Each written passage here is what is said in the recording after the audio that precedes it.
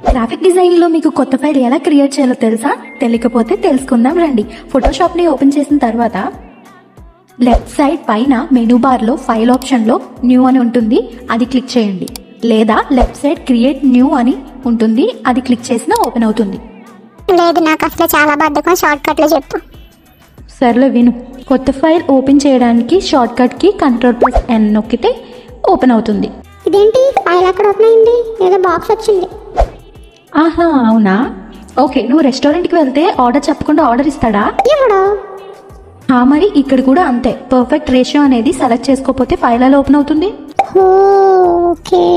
So మీకు నచ్చిన రేషియోతో file యొక్క height, width, resolution, background colour అవి అడ్జస్ట్ చేసుకొని లేదా అక్కడ ఉన్న డిఫాల్ట్ రేషియోని సెలెక్ట్ చేసుకొని ఓపెన్ చేయండి, ఓపెన్ అవుతుంది.